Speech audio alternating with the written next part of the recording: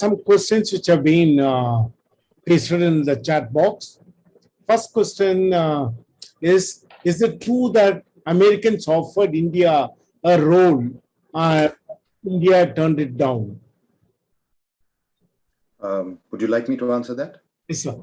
Yeah, actually not at all.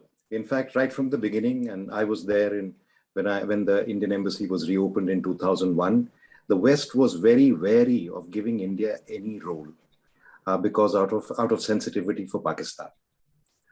In fact, I remember meeting Lakhdar Brahimi, and when I said that India could offer this kind of the certain kinds of assistance, he almost sort of shook his hands to say, look, don't interfere right now.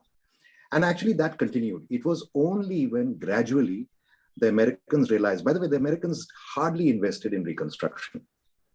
They may have invested a little bit in media and civil society and certain, areas of what can broadly be called democracy, but they hardly invested in reconstruction. When they found that in a way we were aiding or helping their efforts by our reconstruction programs, gradually the Americans came around to thinking that India's role was a positive role.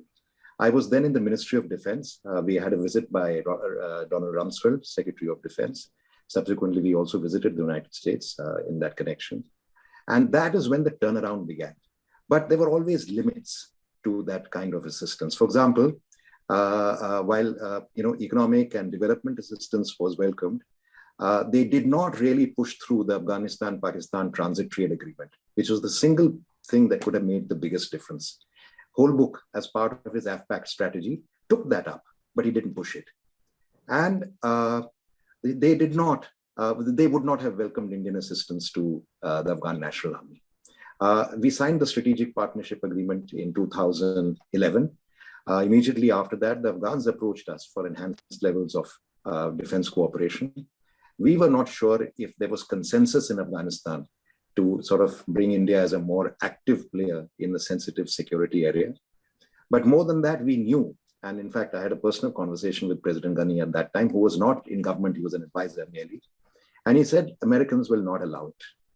The Americans will only allow a NATO standard army with interoperability with NATO. And that means NATO equipment, NATO doctrines, NATO everything, including NATO expenditures, which were, Yustuzi had written a piece on this, 10 to 15 times more expensive than a South Asian army. That means the cost of one soldier in the NATO system was 10 to 15,000. So no, they did not offer. As a matter of fact, the West by and large were very wary of our entry. We were able to use very discreetly and keeping a low profile and mostly people-to-people oriented projects. We were able to get a certain entry and acceptance and welcome. And when that happened, both from the Afghans and from the Americans, and you had American think tanks like the Asia Society conducting surveys and concluding that India was the most popular country, that is when they came around to the view that, yeah, maybe we could use India, but only up to a point. So that's one. But may I take this opportunity, Mr. Gandhi, or will you give me an opportunity later to respond to, I think, some of the points raised by some of the speakers? Yes, sir. We can come. Sure. What's that? Sorry, Mr. Paniselvan. Yeah, I'm fine with that.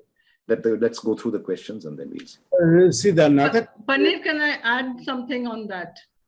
Yes, please. Go ahead. And I'm sure Gautam will disagree with this, but I also feel that apart from what role was allowed by the Americans, I feel the Indian establishment did not really expand its role and build linkages across the many groups. Because also it had Pakistan, it has a very, very Pakistan-oriented approach vis-a-vis Afghanistan.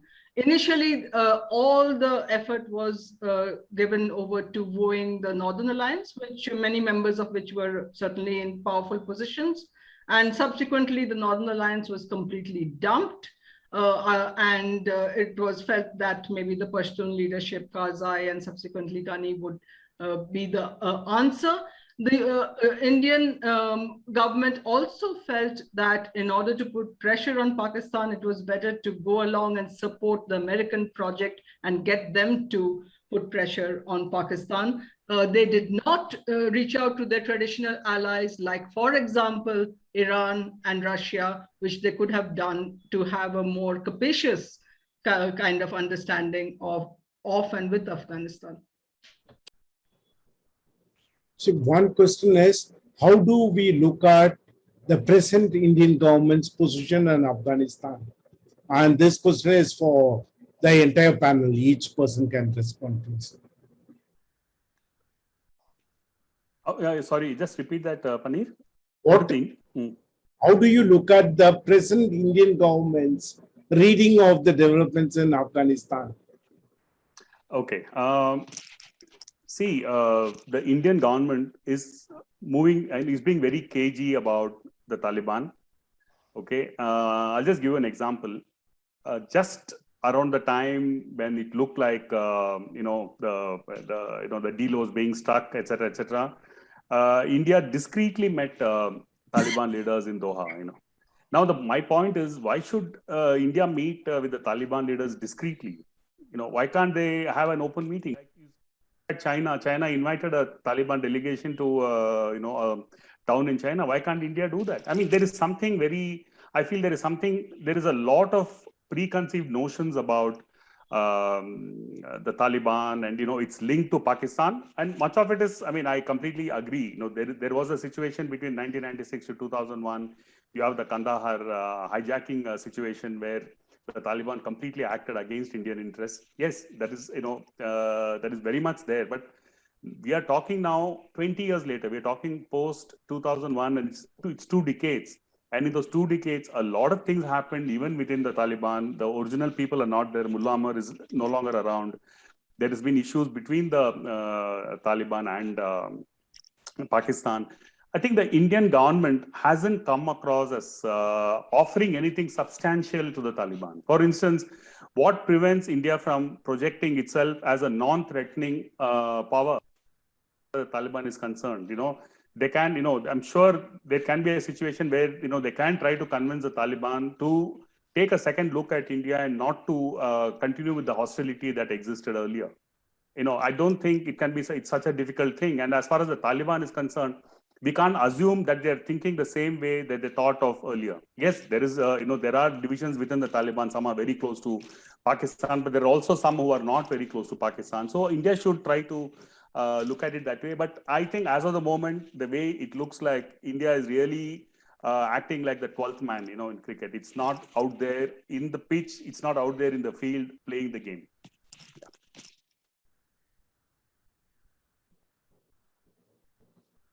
I can try and answer a little bit, but I think it'll take a little bit of time. It's not very often that I actually sort of, let's say, justify or support this government's policy. But on Afghanistan, by and large, I think they have not gone wrong. They have not done everything. They have not done everything rightly, but they have not done anything wrong. They've not done enough, but they've not done anything wrong. So let me, since Mr. Dakshinamurthy raised both in his presentation as well as in his intervention right now about the Taliban, let me say that it was right for us to be wary about granting legitimacy to the Taliban all along and until now. Every other country dealt with the Taliban behind the backs of the Afghan people, behind the backs of the Afghan government, and made their own deals in their own interests. We were the only country that did not do that. We agreed, we supported the Doha talks because this was the first time you had intra-Afghan, direct talks between them. And we also, I think in principle, were ready to talk to the Taliban in the context of the peace talks that would have brought a power sharing agreement or a negotiated political settlement in Afghanistan. But we were not ready to legitimize the Taliban the way the rest of the world did in their own interest. The reality is that the scale of atrocities that the Taliban has committed, let's forget the last 20 years. Let's just take this single year. Attacks against maternity hospitals, attacks against girls' schools, attacks against Shia minorities, raising charges of genocide, crimes against humanity, war crimes, targeted killings of civil society, media and media, including one Indian.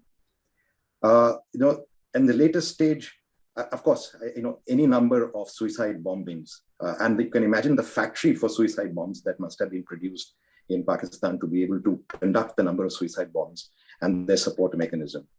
And in the latest phase, forced marriages and abductions of women, which are continuing till today. When the ISIS did this in Iraq and Syria, the world took a completely different and correct stand to crack down on that.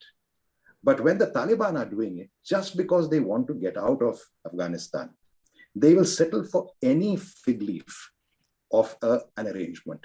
And I'm sorry to say, with great respect, Mr. Dakshinamurthy, that you have been a victim of Taliban and Western influence operations, maybe through Al Jazeera, but I don't know. But let me explain you this.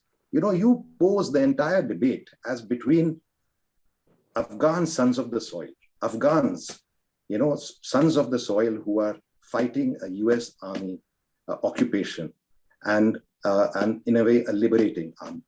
Nothing could be further than the truth. Islamist parties are not new in Afghanistan. From Zahir Shah's time, we have Islamist parties, Rasul Sayaf, the Jamiat Islami, Masood was an Islamist, Hikmatyar is an Islamist, the Hizb-e Islami.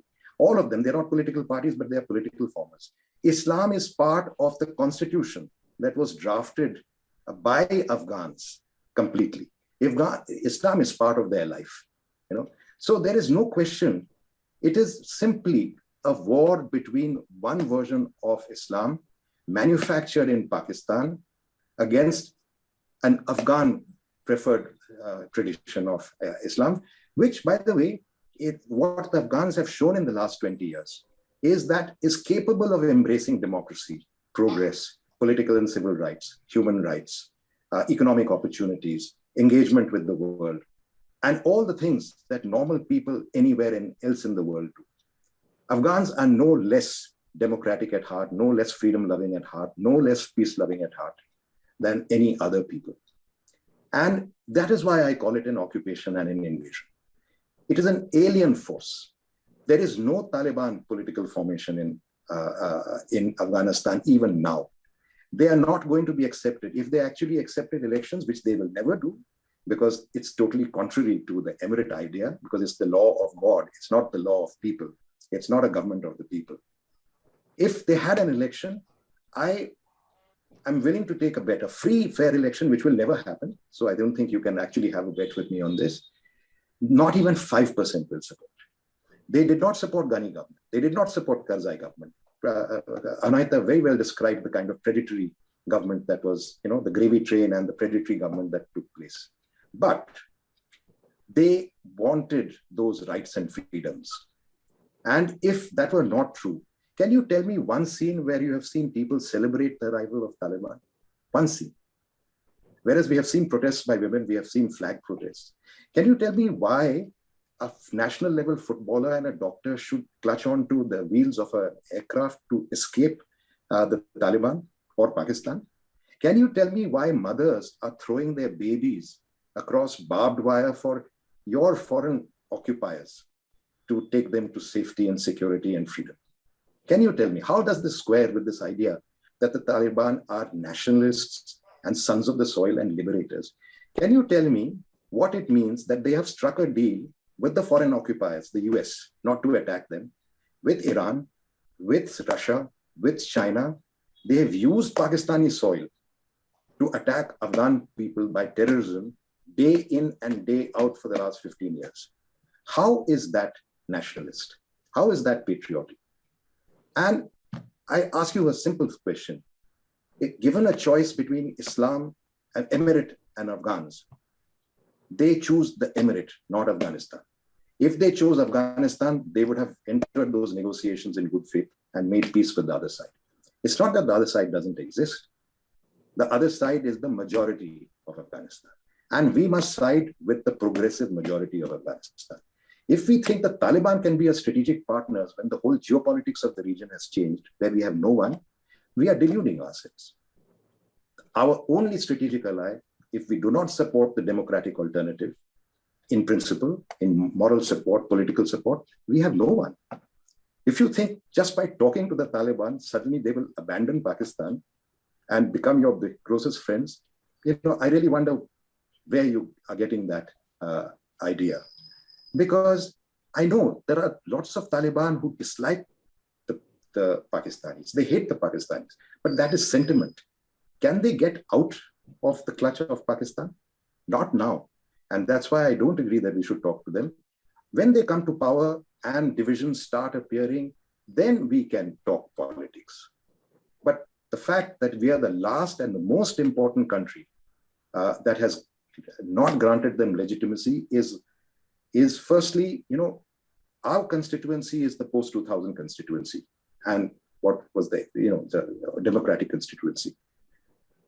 We would be embracing them and betraying our very own constituency, people we have educated in India. That is not the way to conduct politics. That's not the way to conduct diplomacy. You are saying that they are in power, abandon everyone, just deal with the people in power. No, I think we should deal with people, not just people in power. Okay, just sorry, Paneer, just a couple of points. It's not a, let's also look at what you're saying is absolutely right. We are seeing all these horrifying scenes in Kabul. But if you look at the past, let's say the last few years, we have only been shown what is happening in the cities. In fact, one of the criticisms, about the US presence in Afghanistan was the concentration of the US activities in urban regions of the country. The rural areas, the countryside, the hinterland was completely, there was no presence of the US. Neither did anything happen like Anohita said. There was nothing like agriculture. There is no kind of a program to improve agriculture. I also said that they didn't invest. Yeah, in fact, when the US landed in Afghanistan, there was a lot of hope. I completely agree that the US would come work. There a lot of people felt that there would be some kind of development in Afghanistan. Now they could see prosperity. They could see a kind of a stable democracy. All these were visions that Afghans did have when the US landed in Afghanistan. Because I completely agree with you that Taliban is a very regressive force. No Democrat can ever, be on the side of the Taliban. At the same time, what my point here is that let us, the point is to brand somebody completely as black or white. What happens is we fail to see the nuances. We fail to see the gray areas. And by not seeing those gray areas, we may be missing an opportunity. And let's be very clear about one thing. In international politics, every country will act in its own interest.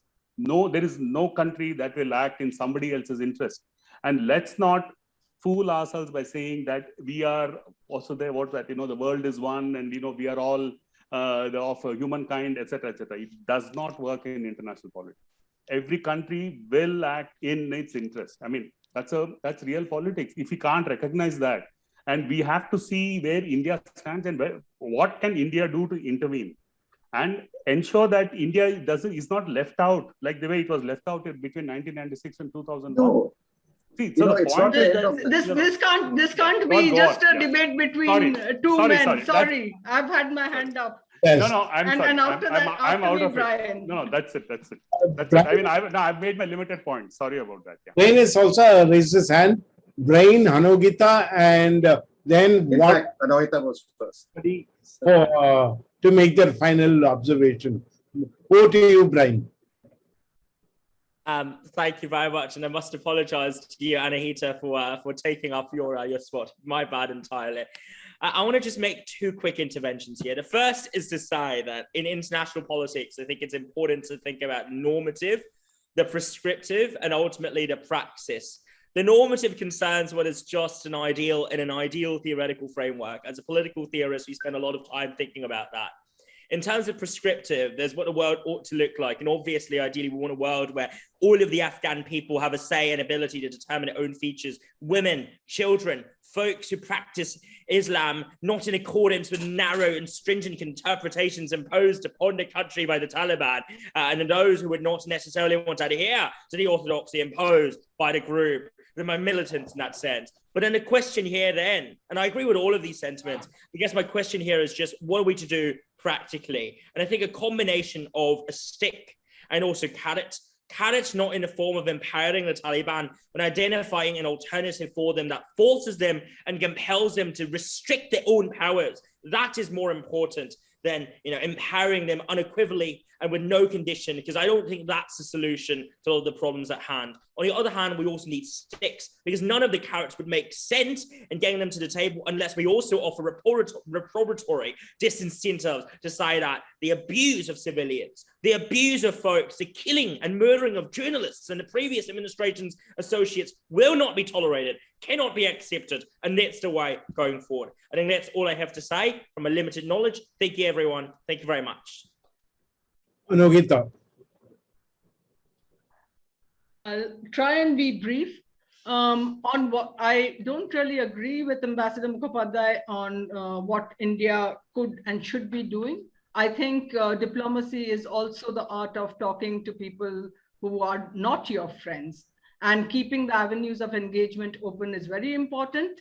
If Abdullah and Hamid Karzai can sit down with the Taliban as they did yesterday in Kabul, I don't see any reason why the Indian government cannot keep its lines of communication open. If I'm not wrong, I think even Ambassador Mukhopadhyay said India should have left a small presence at least in the embassy instead of wrapping up everything. I am also extremely embarrassed when I talk to Afghan friends in Afghanistan over the past few days, as I've been doing. I don't know how to explain to them why the Indian government says it will take Hindus and Sikhs.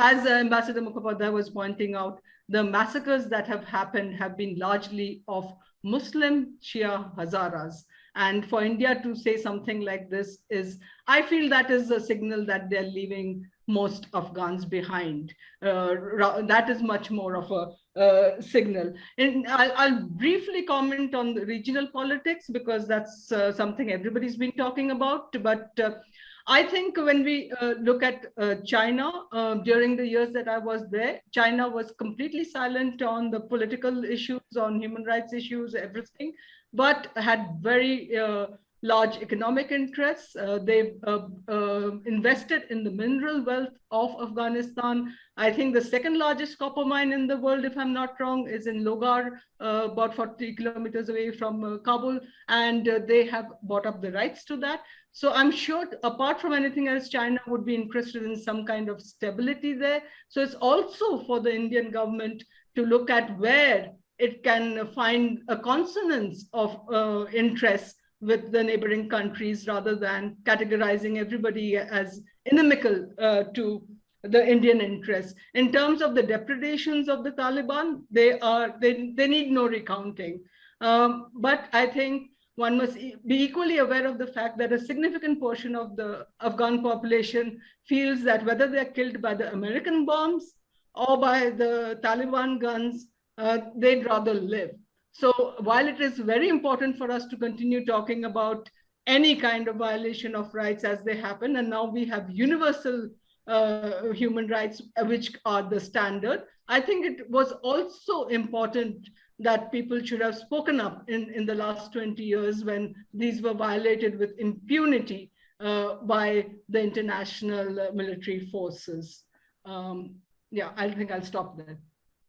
With this, I would like my colleague Dharnidharan to take charge and wrap up this session. Before that, if anybody wants to make an observation, one observation, please. It's open to the panel.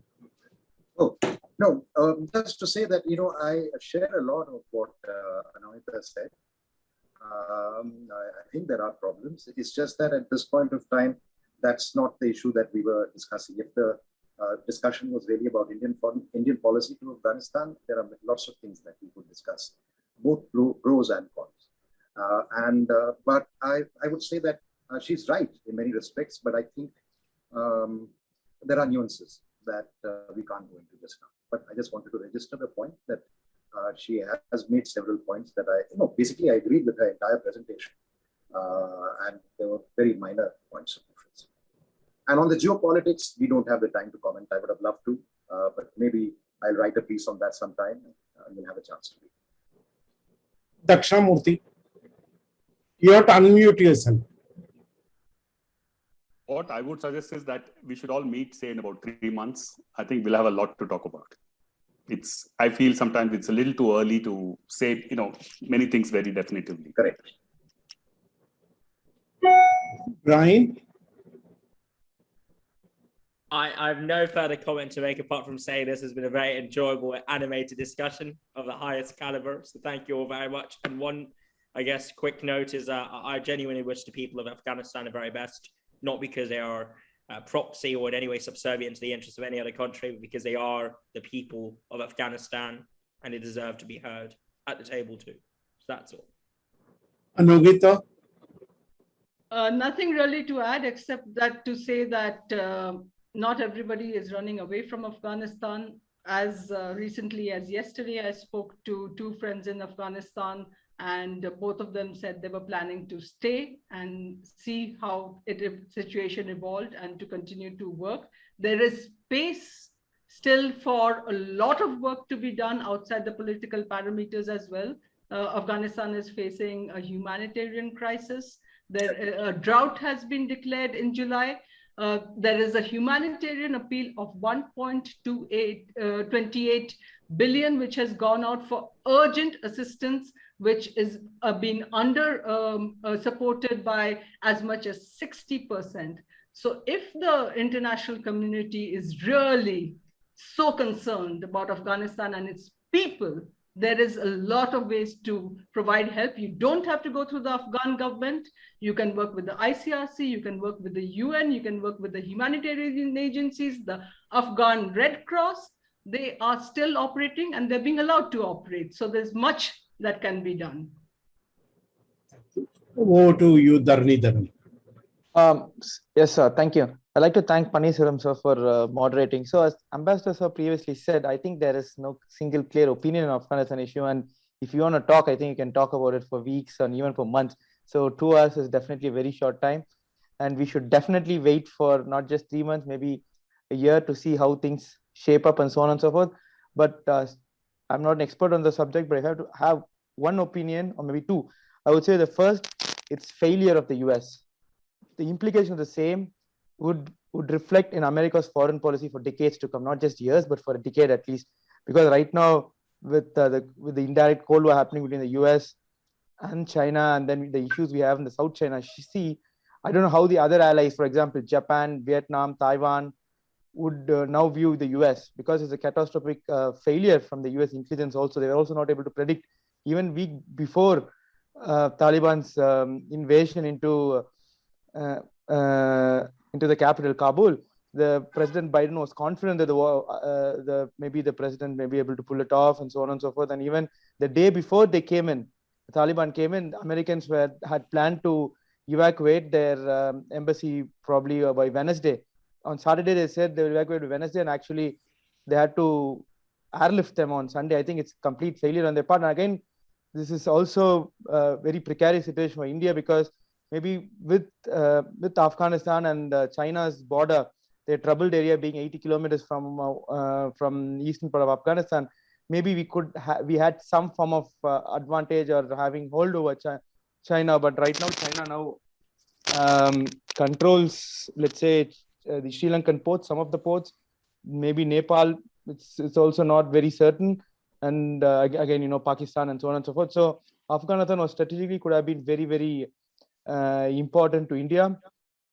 So only time would tell how all these things are going to reflect. But this is the first time in Dravidian Professional Forum we are discussing issue on foreign affairs, and the Honorable Minister also wanted to be present, but unfortunately with the budget session going on, he was not able to be present today. But I would like to thank the Honorable Ambassador Gautam Mokpadia for coming today and giving his views. It was very interesting.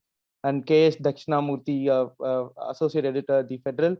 Maybe I think the Honorable Ambassador and the Dakshinamurthy had a lot of interesting discussions. Maybe we should call them both for a separate discussion to discuss on this. And Brian Wong, my colleague from Oxford, I also thank him so much. And Arohita Mujumdar, the former editor, I also thank her so much for coming. And of course, the words are not sufficient to thank Mr. A.S. Paneerselvam, because for every Dravidian Professional Forum, even as a moderator or as a panelist or as a participant, he has always made his presence felt. So I would like to thank him a lot. And I also like to thank my fellow executive coordinator at DPF, Mr. Pugal Gandhi, for initiating this along with me.